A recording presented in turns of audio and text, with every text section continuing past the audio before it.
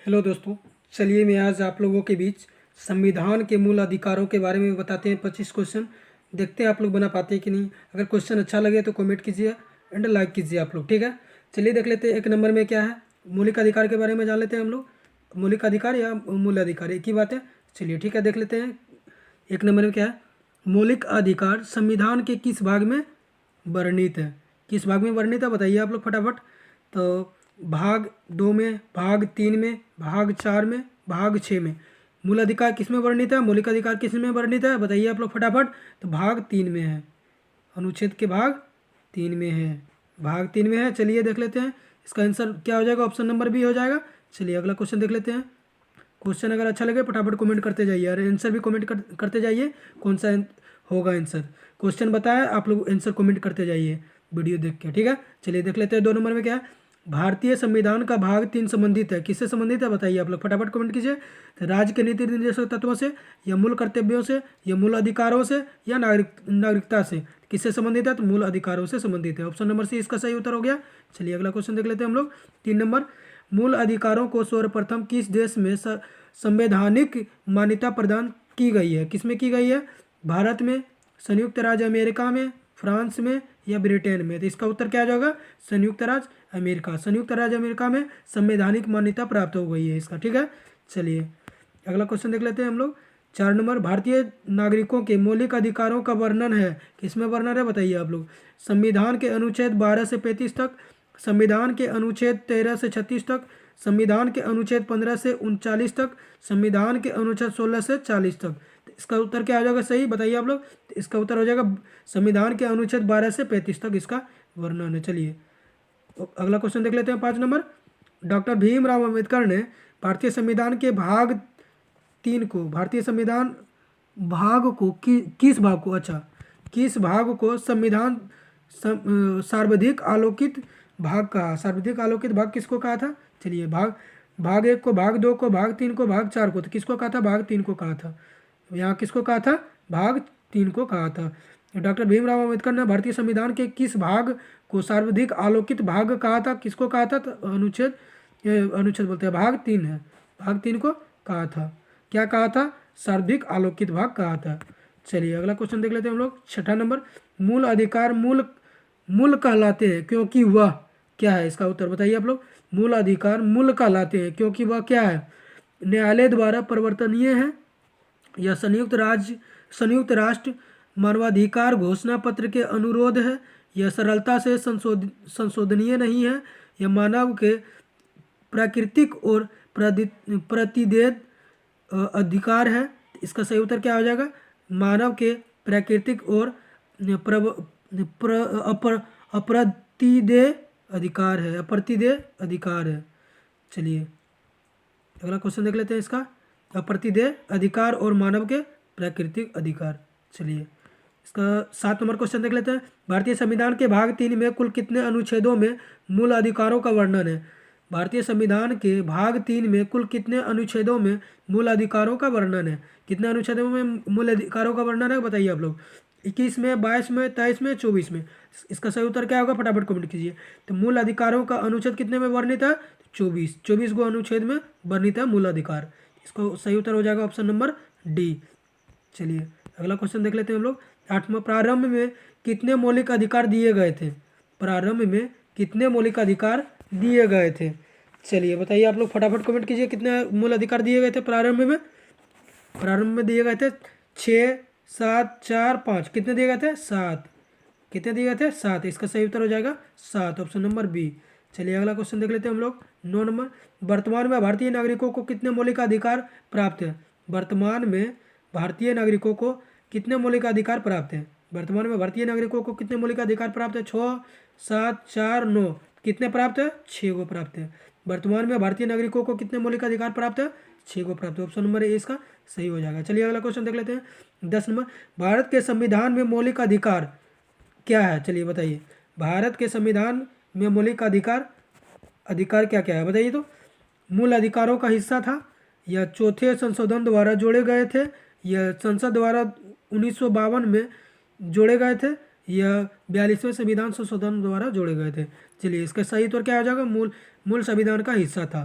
क्या था, तो मूल संविधान का हिस्सा था। चलिए अगला क्वेश्चन देख लेते हैं 11 नंबर पर हम लोग। भारतीय संविधान में न्यायालय में कौन परिवर्तनीय है? भारतीय संविधान में न्यायालय में कौन परिवर्तनीय है? कौन परिवर्तनीय है? नीति निर्देशक तत्व या प्रस्तावना या मूल कर्तव्य या मूल अधिकार। तो इसका सही उत्तर क्या हो जाएगा? मूल अधिकार। मूल अधिकार जो है वो क्या है? न्यायालय में परिवर्तनीय, मतलब चेंज हो सकता है, परिवर्तन हो सकता है इसका। ठीक है, चलिए अगला क्वेश्चन देख लेते हैं हम लोग 12 नंबर। मौलिक अधिकार को लागू करने का दायित्व किसके पास है? किसके पास मौलिक अधिकार का लागू कौन कर सकते हैं? देख लेते हैं। उच्चतम न्यायालय पर, या तो उच्च न्यायालय पर, या उपयुक्त दोनों पर, या भारत के मूल न्यायाधीशों पे, भारत के मुख्य न्यायाधीशों पे। किसका हो जाएगा? इसका सही उत्तर हो जाएगा ए और बी दोनों। उच्चतम न्यायालय भी कर सकते हैं या उच्च न्यायालय भी कर सकते हैं। ऑप्शन नंबर सी इसका सही हो जाएगा, दोनों पे। चलिए अगला क्वेश्चन देख लेते हैं हम लोग 13 नंबर। मौलिक अधिकारों का निलंबन कौन कर सकता है? कौन कर सकता है मौलिक अधिकारों का निलंबन? प्रधानमंत्री, संसद, या राष्ट्रपति, या सर्वोच्च न्यायालय। कौन कर सकता है? बताइए आप लोग फटाफट। कौन कर सकते हैं? तो राष्ट्रपति कर सकते हैं। कौन कर सकते हैं? राष्ट्रपति। इसका सही उत्तर क्या हो जाएगा? राष्ट्रपति। इसका सही उत्तर हो जाएगा राष्ट्रपति। चलिए अगला क्वेश्चन देख लेते हैं हम लोग 14 नंबर।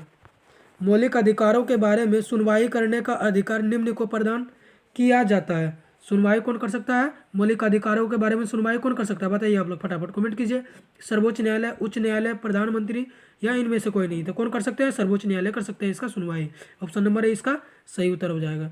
चलिए अगला क्वेश्चन देख लेते हैं हम लोग 15 नंबर। संविधान में उद्घोषित मौलिक अधिकारों में संशोधन किया जा सकता है केवल राष्ट्रपति द्वारा, सर्वोच्च न्यायालय द्वारा, संसद द्वारा। इसका सही इनमें उपयुक्त में से कोई नहीं। तो इसका सही उत्तर क्या हो जाएगा? फटाफट कमेंट करते जाइए। इसका सही उत्तर हो जाएगा संसद द्वारा। किसके द्वारा? संसद द्वारा। इसका सही उत्तर हो जाएगा संसद द्वारा। क्या कर सकते हैं? संविधान में उद्घोषित मौलिक अधिकारों में संशोधन किया जा सकता है। चलिए अगला क्वेश्चन देख लेते हैं हम लोग 16 नंबर। भारतीय नागरिकों को प्रदान किए गए मूल अधिकारों को डैश है। क्या क्या चीज़ें बताइए? क्या कर सकते हैं भारतीय मौलिक अधिकार? क्या कर सकते हैं मूल अधिकार? निलंबित नहीं किया जा सकता है, निलंबित किया जा सकता है, या किसी भी परिस्थिति में निलंबित नहीं किया जा सकता है, या ऊपर निर्दिष्ट कुछ भी सही नहीं है। ये कुछ भी सही नहीं है। तो इसका सही उत्तर क्या आ जाएगा? निलंबित कर सकते हैं। मूल अधिकार को क्या कर सकते हैं भारत में? निलंबित कर सकते हैं, निलंबित कर सकते हैं। इसका सही उत्तर हो जाएगा बी। चलिए अगला क्वेश्चन देख लेते हैं हम लोग 17 नंबर। निम्नलिखित में से कौन से मामले उच्च न्यायालय तथा उच्चतम न्यायालय की अधिकारिता में आते हैं? कौन आते हैं अधिकारी में? देख लेते हैं। अधिकारिता में केंद्र व राज्यों के बीच विवाद, या राज्य के परस्पर विवाद, या मूल अधिकार का प्रवर्तन, या संविधान के उल्लंघन के संरक्षण। तो इसका सही उत्तर क्या आ जाएगा? मूल अधिकार के प्रवर्तन। कौन कर सकते हैं मूल अधिकार का प्रवर्तन? उच्च न्यायालय तथा उच्चतम न्यायालय दोनों कर सकते हैं। चलिए अगला क्वेश्चन देख लेते हैं हम लोग 18 नंबर। 18 नंबर। भारतीय संविधान के अंतर्गत मूल अधिकारों का संरक्षक कौन है? कौन है भारतीय संविधान के अंतर्गत मूल अधिकारों का संरक्षक कौन है? बताइए आप लोग फटाफट कमेंट कीजिए। कौन है? संसद है, राष्ट्रपति है, या न्यायपालिका है, या मंत्रिमंडल है? तो कौन है? न्यायपालिका इसका क्या है? संरक्षक है। इसका सही उत्तर क्या है? सी इसका सही उत्तर हो जाएगा। चलिए अगला क्वेश्चन देख लेते हैं हम लोग 19 नंबर। मौलिक अधिकारों का निलंबन का आदेश कौन दे सकते हैं? मौलिक अधिकारों के निलंबन का आदेश कौन दे सकते हैं? बताइए आप लोग फटाफट कमेंट कीजिए। प्रधानमंत्री, संसद, सर्वोच्च न्यायालय, या राष्ट्रपति? कौन दे सकते हैं निलंबन का आदेश? कौन दे सकते हैं? तो राष्ट्रपति दे सकते हैं। इसका सही उत्तर डी हो जाएगा, राष्ट्रपति। चलिए अगला क्वेश्चन देख लेते हैं हम लोग 20 नंबर है। मूल अधिकारों पर आवश्यक प्रतिबंध लगाने का अधिकार किसको है? मूल अधिकारों पर आवश्यक प्रतिबंध लगाने का अधिकार किसको है? राष्ट्रपति को, संसद को, न्यायपालिका को, या इनमें से किसी को नहीं? तो इसका सही उत्तर क्या हो जाएगा? संसद को है। संसद को क्या है? मूल अधिकारों पर आवश्यक प्रतिबंध लगा सकते हैं। कौन लगा सकते हैं? संसद लगा सकते हैं। इसका सही उत्तर हो गया बी, संसद। चलिए अगला क्वेश्चन देख लेते हैं हम लोग 21 नंबर। मौलिक अधिकारों का प्रमुख उद्देश्य क्या है? क्या है प्रमुख उद्देश्य? बताइए आप लोग। प्रमुख उद्देश्य क्या है? फटाफट कमेंट कीजिए। समाज के समाजवादी ढांचे को बढ़ावा देना, या तो व्यक्तिगत स्वतंत्रता को सुनिश्चित करना, या न्यायपालिका की स्वतंत्रता को सुनिश्चित करना, या उपयुक्त सभी को सुनिश्चित करना। तो इसका सही उत्तर क्या आ जाएगा? व्यक्तिगत स्वतंत्रता को सुनिश्चित करना। इसका सही उत्तर हो जाएगा बी, व्यक्तिगत स्वतंत्रता को सुनिश्चित करना। चलिए अगला क्वेश्चन देख लेते हैं हम लोग 22 नंबर। मूल अधिकारों को, ये क्या है? ये यहाँ पे काट दीजिएगा आप लोग, यहाँ पे ये काट दीजिएगा। मूल अधिकारों को प्रवर्तित करने की शक्ति प्राप्त है। मूल अधिकारों को प्रवर्तित करने का शक्ति किसके पास है? मूल अधिकार को परिवर्तित मतलब परिवर्तन कौन कर सकते हैं? ये राष्ट्रपति, भारत राष्ट्रपति को, संसद को, या केवल उच्चतम न्यायालय को, या उच्चतम व उच्च न्यायालय दोनों को? इसका सही उत्तर क्या हो जाएगा? उच्चतम व उच्च न्यायालय। ये पढ़ चुके हैं पीछे भी हम लोग, देख लीजिए। उच्चतम व उच्च न्यायालय को दोनों को परिवर्तित करने का शक्ति है। ठीक है, चलिए अगला क्वेश्चन देख लेते हैं। 23 नंबर, भारतीय संविधान में प्रदत्त मूलभूत अधिकारों को निलंबित करने वाली शक्ति किसके पास है? सत्ता किसके पास है? चलिए बताइए आप लोग। भारतीय संविधान में प्रदत्त मूलभूत अधिकारों को निलंबित करने वाली सत्ता किसके पास है? बताइए आप लोग, फटाफट कमेंट कीजिए। सर्वोच्च न्यायालय को, संसद को, प्रधानमंत्री को, राष्ट्रपति को?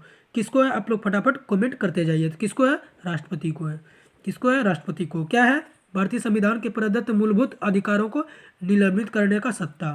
चलिए अगला क्वेश्चन देख लेते हैं हम लोग। 24 नंबर, भारत में मौलिक अधिकारों के संबंध में निम्न वक्तव्यों पर विचार कीजिए। विचार कीजिए। यह राज्यकृति के विरुद्ध एक गारंटी है। यह संविधान के भाग 3 में सूचित है। यह सामाजिक, आर्थिक और राजनीतिक न्याय सुनिश्चित करते हैं। यह उसमें अधिकारों के बिल की भांति बनी है। इसका सही उत्तर क्या क्या हो जाएगा? यह जो है राज्यकृति के विरुद्ध एक गारंटी है। ए और इसका सही उत्तर ए होगा और बी होगा, ये दोनों हो जाएगा। यह संविधान के भाग 3 में भी सुनिश्चित है। ए और बी इसका सही उत्तर हो जाएगा, दोनों। ए और बी इसका सही उत्तर दोनों हो जाएगा। यह राज्यकृति के विरुद्ध एक गारंटी है। यह संविधान के भाग 3 में सुनिश्चित है। इसका सही उत्तर दोनों हो जाएगा। ठीक है, आप लोग नोट कर लीजिएगा। चलिए अगला क्वेश्चन देख लेते हैं हम लोग। 25 नंबर, समानता का अधिकार भारतीय संविधान के किन 5 अनुच्छेदों में दिया गया है? समानता का अधिकार भारतीय संविधान के किन 5 अनुच्छेदों में दिया गया है? किन में दिया गया है? अनुच्छेद 5 से 9 में, अनुच्छेद 9 से 13 में, अनुच्छेद 14 से 18 में, अनुच्छेद 17 से 21 में। तो किस में दिया गया है? अनुच्छेद 14 से 18 में दिया गया है। अगर क्वेश्चन अच्छा लगे तो कमेंट कीजिए, लाइक कीजिए और शेयर कीजिए और चैनल को सब्सक्राइब कीजिए। चलिए ठीक है, इतने में क्वेश्चन को समाप्त करते हैं और मूल अधिकार के बारे में और अभी क्वेश्चन लेके आएंगे। जो वीडियो लंबा हो जाने के कारण ज़्यादा नहीं लंबा किए वीडियो। चलिए ठीक है, अगर क्वेश्चन अच्छा लगे तो लाइक कीजिए। चलिए ठीक है।